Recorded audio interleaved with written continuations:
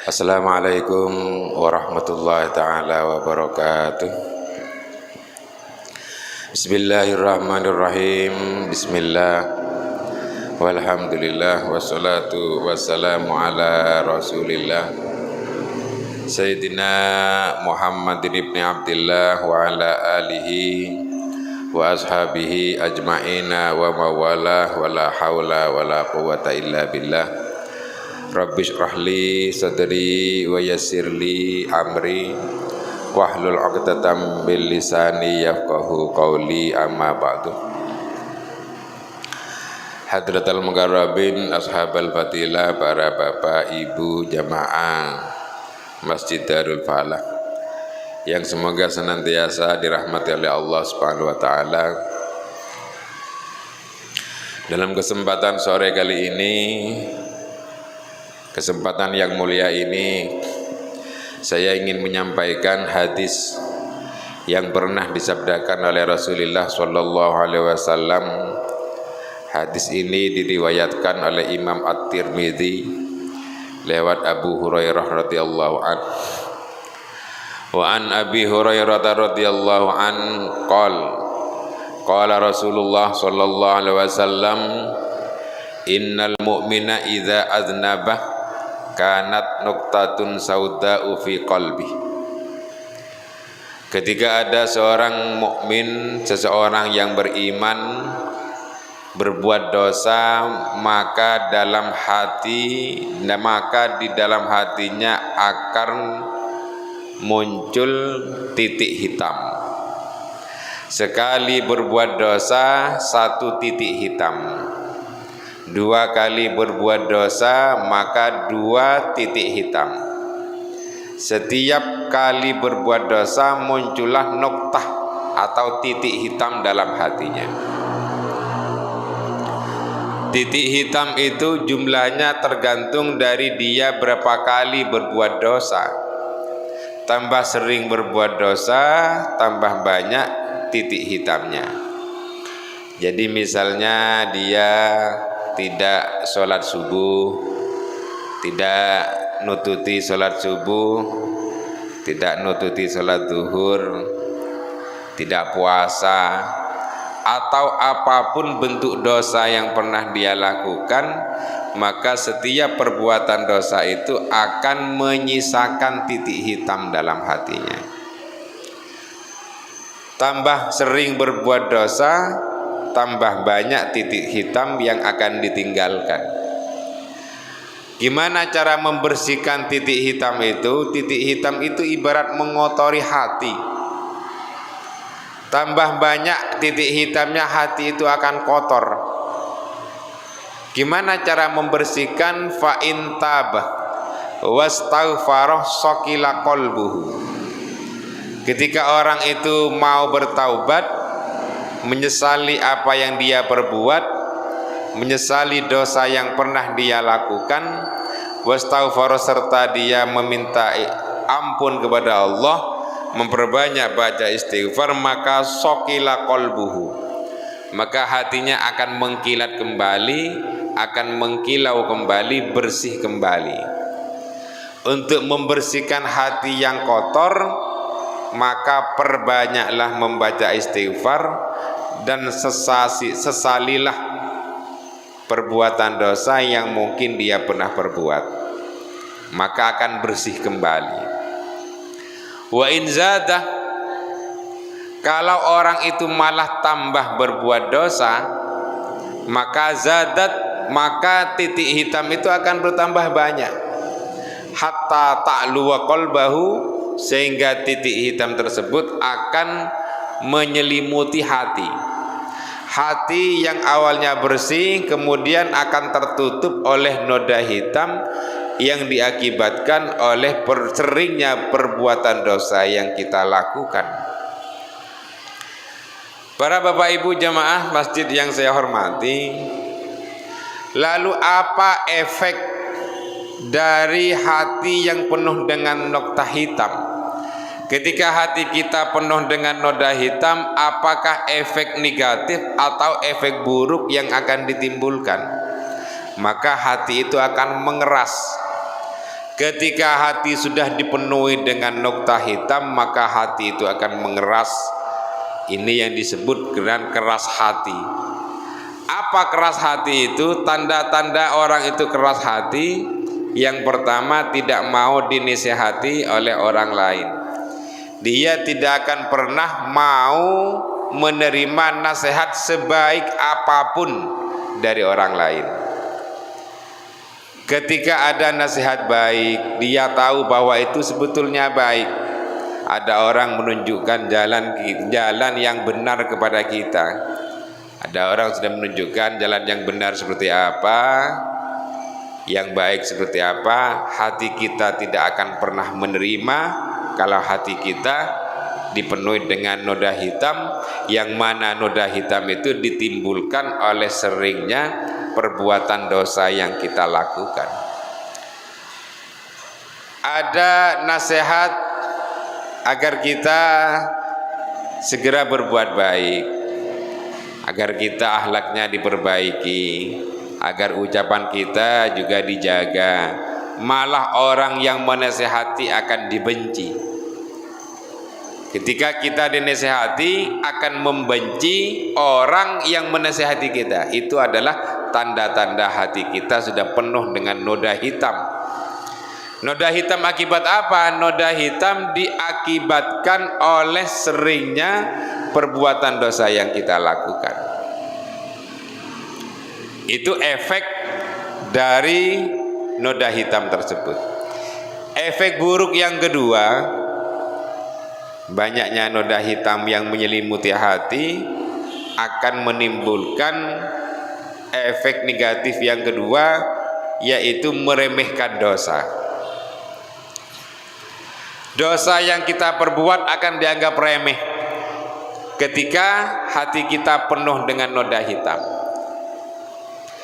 Awal orang berbuat dosa, pasti orang itu akan merasa tidak nyaman, hatinya tidak nyaman. Awal berbuat dosa, ketika orang itu awal pertama kali tidak nututi subuh, ketika orang itu pertama kali mokel nih, misalnya ada orang mokel pertama kali, pasti dia merasa bersalah, hatinya tidak nyaman. Tapi dari perbuatan mokel itu akan menimbulkan noda hitam yang tadi saya sebutkan. Awalnya tidak nyaman, tapi gara-gara hati sudah ada noda hitamnya, perbuatan kedua dia sudah merasa biasa, perbuatan ketiga sudah tambah biasa. Awal mokel tidak nyaman, merasa berdosa, merasa bersalah. Awal mokel sudah timbul noda hitam. Mokel kedua sudah tidak, perasaan bersalahnya sudah tidak sebesar perasaan yang pertama, karena noda hitam. Tambah banyak noda hitam, tambah orang itu akan meremehkan suatu perbuatan dosa. Makanya orang yang sudah sering berbuat dosa, maka dia akan terdorong terus untuk melakukan dosa. Kenapa kok seperti itu? Karena noda hitam yang terdapat di dalam hati itu membuat orang tersebut meremehkan dosa-dosa yang lain. Perbuatan dosa diremehkan, terus pada akhirnya perbuatan dosa itu tidak pernah dianggap salah. Sebesar apapun dosa yang dia lakukan sudah dianggap biasa, bukan sesuatu yang salah. Ketika sudah dianggap bukan sesuatu yang salah, maka orang itu akan terus terdorong berbuat dosa, akan terus terjerumus, kecuali dapat hidayah dari Allah Subhanahu wa ta'ala. Orang yang awalnya pertama kali dilahirkan, ketika pertama kali dilahirkan ke bumi, maka hatinya bersih sekali tanpa ada dosa. Ketika dia sudah besar berbuat dosa, kalau tidak segera dia bertaubat, tidak segera dia menyesali apa yang dia perbuat, maka akan terus bertambah noda hitamnya. Gimana caranya agar hati itu bersih dari noda hitam dosa yang kita perbuat? Biar bagaimanapun orang itu pasti memiliki keinginan yang baik, cita-cita yang baik, pengen jadi orang yang rajin sholat, pengen jadi orang yang rajin berpuasa. Tapi ketika hati kita sudah penuh dengan noda hitam, orang itu sulit sekali mau berbuat. Berat sekali mau sholat kayaknya berat, mau puasa rasanya berat. Padahal puasa itu adalah suatu bentuk kita mensyukuri nikmat Allah Subhanahu wa taala. Kita berpuasa salah satu niat yang baik diniati untuk mensyukuri nikmat Allah. Nikmat Allah yang sekian banyak diberikan kepada kita, yang kita tidak pernah disuruh bayar, itu cukup dengan cara melaksanakan apa yang diperintah Allah, menjauhi apa yang dilarang. Itu cukup, tidak usah bayar. Oksigen pernafasan yang kita hirup tiap hari, yang kalau bayar itu akan menelan ratusan ribu bahkan jutaan, oleh Allah tidak usah bayar. Itu adalah suatu nikmat yang luar biasa. Seandainya disuruh bayar, kita tahu bahwa saudara-saudara kita yang mungkin mengalami sakit, dia tidak bisa bernafas kecuali pakai dibantu dengan alat pernafasan. Itu bayar, tiap hari bayar agar bisa bernafas dengan nyaman, agar bisa bernafas dengan normal, dia harus bayar. Itu karena Allah sudah mencabut nikmat oksigen gratis yang telah diberikan.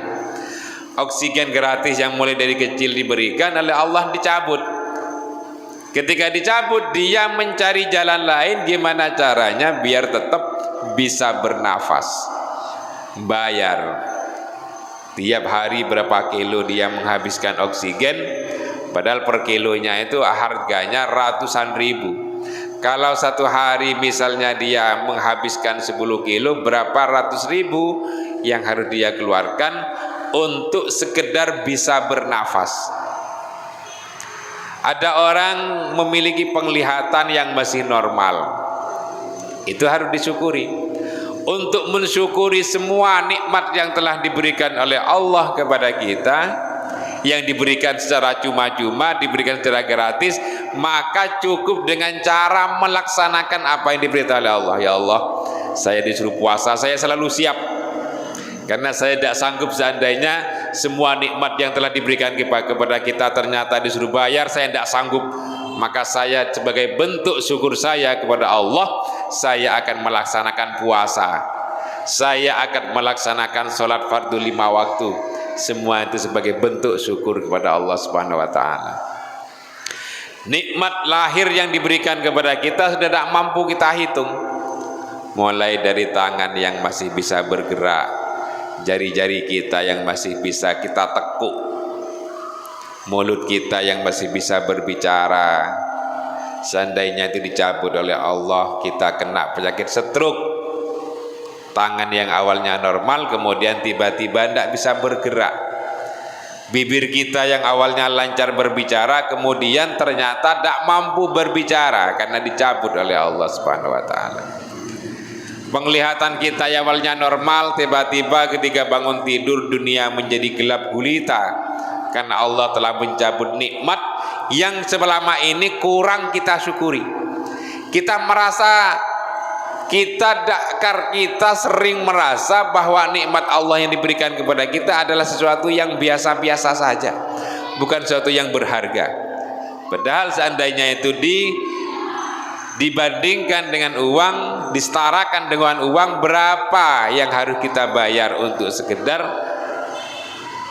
mendapatkan kenyamanan-kenyamanan yang telah diberikan oleh Allah kepada kita secara gratis.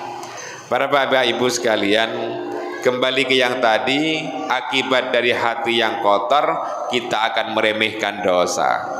Ketika kita meremehkan dosa, maka orang itu akan terus terdorong untuk berbuat dosa.